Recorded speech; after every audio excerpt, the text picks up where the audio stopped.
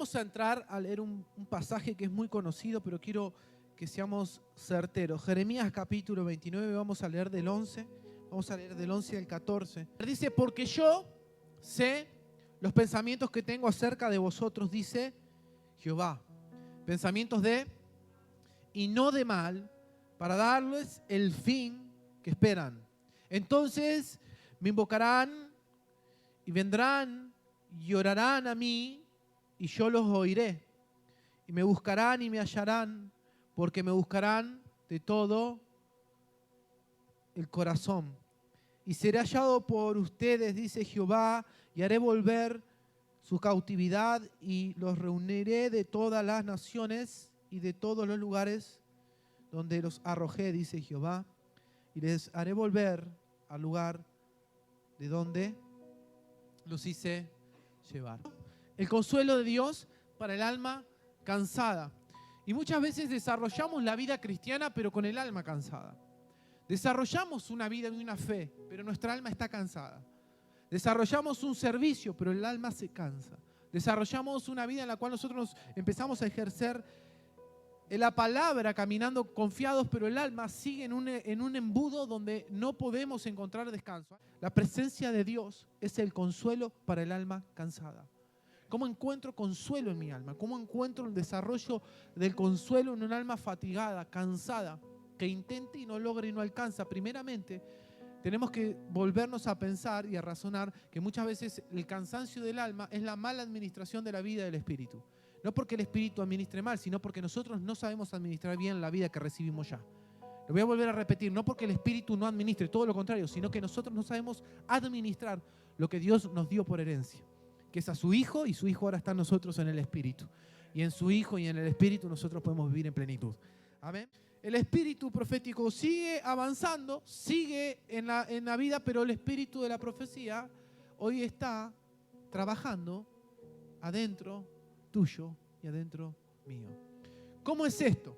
La Biblia nos dice que ¿quién es la palabra? ¿Quién es la palabra? Dijo, yo soy el verbo, ¿sí? Cristo es la palabra. Juan lo expresa, Jesús es la palabra.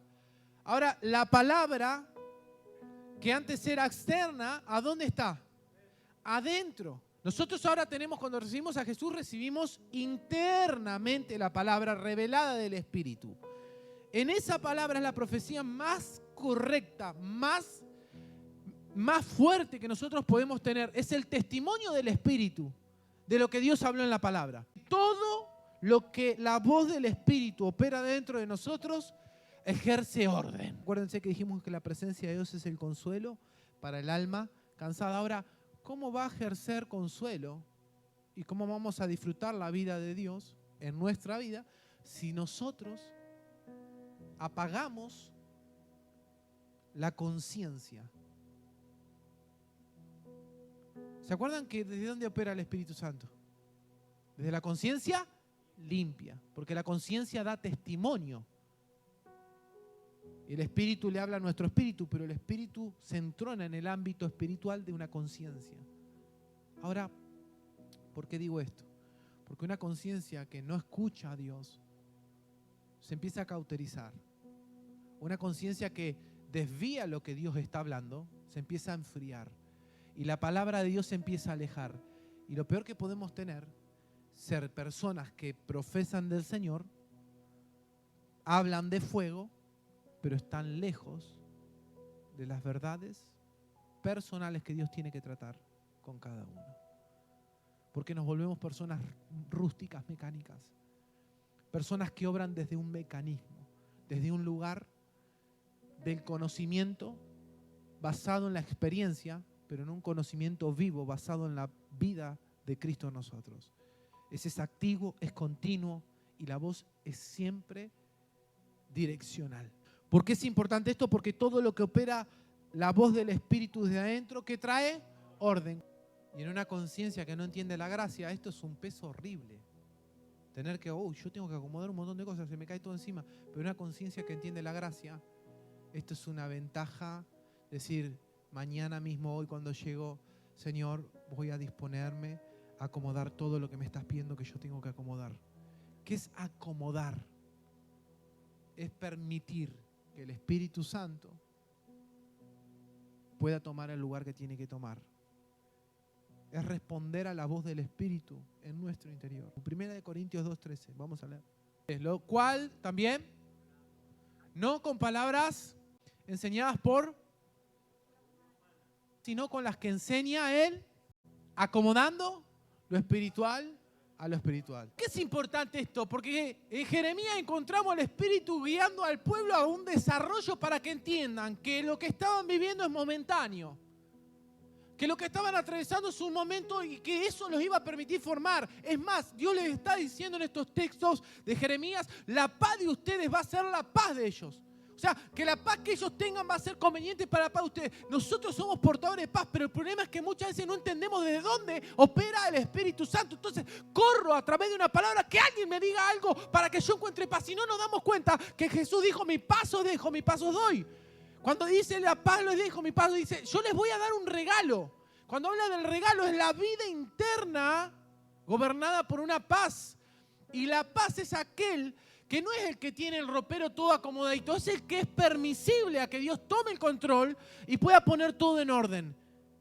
Entonces, el que descansa con orden, descansa bien. Miren esto, por favor. El problema es no detenernos a buscar su voz. O sea que nosotros podemos estar caminando y podemos estar transitando la vida y estamos escuchando voces y adjudicamos que es la voz de Dios, pero no es la voz de Dios. La falta de orden interior representa el gobierno de muchas voces. ¿Qué voces te gobiernan? ¿Cuántas voces hay adentro? Es decir, no, yo tengo la voz del Señor, pero el resultado de la vida, el resultado de nuestros hechos, el resultado de lo que vivo, es el resultado de qué voces estoy escuchando. Una, la voz del sistema. Otra de las voces es la voz de la soledad. Y otra es la voz de la justificación. ¿Por qué toco estas tres? Porque la voz del sistema es yoica y es egoísta. Como sabemos que la voz del sistema está operando en el interior de alguien, porque se trata de la persona. Es yoica, es el yo. Es egoísta. Y pues yo no soy egoísta. No somos egoístas hasta que en cierto punto Dios, en una de esas, escuchamos la voz de Dios clara que nos dice, hijo, eso que yo te di a vos, dáselo a esa persona. Y nosotros, no, pero me lo gané yo, Señor. ¿Qué parece? Cuando gobierna el yo, libre en el interior, no gobierna un alma no redimida. Gobierna un alma no redimida. Por eso, cuando es yoico y es egoísta, no es generoso. Cuando yo en el Señor tengo que hacer algo para el Señor, dar algo para el Señor, expresar algo al Señor, y condiciono lo que tengo que hacer, dar o hacer, por la inseguridad de lo que después me va a faltar o porque yo me lo gané, me está gobernando algo interior que no es la voz del Señor.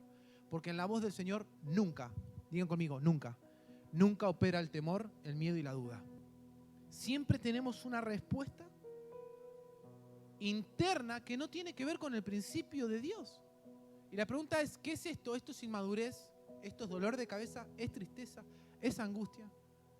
¿Esto es desesperación? ¿Esto nos enfría? ¿Esto nos aparta de la verdad?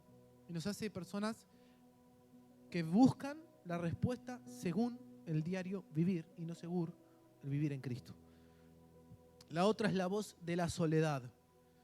Muchas veces la soledad tiene como sentido fortalecerse en tal punto, hacerte creer que vos lograste hacer todo lo que haces y que si vos no lo haces por vos no lo hace nadie más. ¿Sí o no? Y a veces es verdad, puede ser. Pero ¿saben cuál es el punto más difícil de entender? Es que Dios dio un cuerpo y dio una iglesia. Dios no nos hizo individualistas. Hermanos, todo el que vive de manera individualista, ese no entendió el Evangelio de Cristo. No se puede vivir sin el cuerpo de Cristo. No se puede vivir. Yo a mi hijo el día de mañana me digo, ay papá, me pasó. Hijo, no se puede vivir sin el cuerpo de Cristo.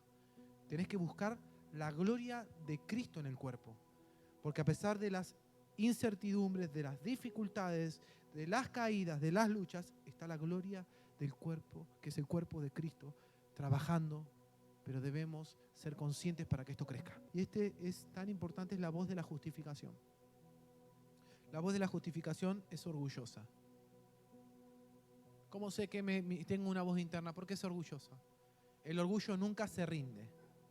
El orgullo no sabe doblegarse. El orgullo es contra Dios. Directamente es enemigo de Dios. Y el orgullo se camufla tan bien en la justificación que nos hace creer que Dios salió por nosotros en una pelea donde nosotros ganamos. Nosotros a veces tenemos justificaciones internas, en batallas internas, donde justificamos actos nuestros o circunstancias nuestras que incluso hasta podemos tener razón, como siempre digo, podés tener razón a la luz de todo el mundo, pero el Señor quizás te está pidiendo algo para que Él pueda ser glorificado. ¿Qué pasa con esto? Es una voz interna. Y a veces se disfraza de religiosidad. La justificación te debilita porque busca tu propio beneficio, busca tu propio crecimiento, pero no permite que Cristo pueda crecer. No permite que Cristo sea visto. La justificación te empobrece. Y ahora, todas estas y otras más, estas voces, son las que representan el cansancio del alma. ¿Están acá? ¿Qué representa el cansancio del alma? Esto. Cuando todo esto quizás está internamente trabajando, lo que genera es lo siguiente. Y quiero que presten atención. Genera que nosotros creamos que estamos trabajando espiritualmente, pero en realidad no estamos parados desde un área carnal, desde una justificación carnal. El alma se regocija en la presencia de Dios. El problema es que muchas veces hay mucha presencia interna de otras voces y no la presencia de Dios. Entonces, se ha buscado que la presencia de Dios calme la conciencia. Y eso no restaura el interior, no lo transforma al interior. No lo transforma. Por eso Dios vio que el hombre en sí, con la presencia externa, con la voz profética externa y todo lo que sucedía, no daban a la medida. Entonces dijo, ¿saben qué? Voy a mandar a mi hijo que pague el precio, que entre en ellos y ahora ya no va a ser externo, sino va a ser interno. Y todo lo que sale de adentro hacia afuera salta como un río de vida para afuera. Entonces, el problema no es esperar que pase algo de afuera. Lo que nuestros ojos tienen que estar centrados es que de adentro hacia afuera Cristo, el Espíritu Santo, pueda contaminar a otros, pueda predicarle a otros, pueda hacer vida para otros. Buscar la presencia del Espíritu Santo no tiene que ver con una participación meramente emocional. Porque todo lo que es emocional, cuando Dios gobierna nuestras emociones, la emoción es centrada y ejerce el dominio del Espíritu Santo. Ahora, cuando la emoción está desbordada, gobierna la carne. Buscar la presencia de Dios en el Espíritu Santo representa entender que tiene un rostro, tiene voz y tiene pensamientos. No es simplemente que voy a buscar a Dios y viene un viento. No reduzco la presencia de Dios a un momento donde me sentí cómodo con Dios. No representa buscar la presencia de Dios algo que es externo, que me hace sentir por un momento lleno. No. Buscar la presencia de Dios es desde un entendimiento que ¿qué? Que tiene voz. Yo cuando busco la presencia de Dios estoy exponiéndome a la voz de Dios. Estoy exponiéndome ¿qué? Al rostro de Dios. Estoy exponiéndome ¿qué? A la vida de Dios. ¿Y qué es esto? Que cuando yo busco la presencia de Dios, el Espíritu Santo, que es la presencia que a mí me lleva ¿qué? A revelarme a Cristo. ¿Qué hace el Espíritu? Me revela a Cristo, a una persona. Por eso cuando yo salgo de un ámbito en el cual estuve con el Señor, o cual estoy caminando con el Señor, y el cual realmente vi al Señor, el testimonio no es una obligación, fue algo adquirido que acabo de ver, fue algo adquirido que acabo de oír. Yo no expreso a Dios porque me dijeron que tengo que ser bueno, no, lo expreso porque sé que yo no soy bueno y todo eso tiene que estar crucificado para que Él que es bueno pueda vivir y dar testimonio. Cuando Cristo es revelado, con más claridad vemos y pensamos y descansamos. La luz revela el gobierno de voces extrañas. La serpiente debía ser una voz extraña en el jardín del Edén. cuando le fue a hablar a Eva. No debía sonar una voz familiar o alguien que estaba ofreciendo algo bueno. Debería haber sido una voz extraña, la voz de la serpiente. Pero no lo fue. ¿Cuántas voces internas operan y no tienen que ver con la voz de Dios? La voz de Dios es direccional. La voz del Espíritu es, hijo, esto no. Pero no, esto no, pecador. No, hijo, esto no. La voz del Espíritu transforma nuestra vida en una manera tan poderosa que el testimonio es externo. El tiempo de oración, sin entendimiento, es una mala inversión. Porque el corazón que no está transformado vive para sí mismo. ¿Se acuerdan? Lo gobierna una voz interna. Entonces, va a orarle al Dios que cree, pero ora en base a la voz interna que lo lleva a orar. Porque la oración que es correcta es la que está sujeta al Espíritu.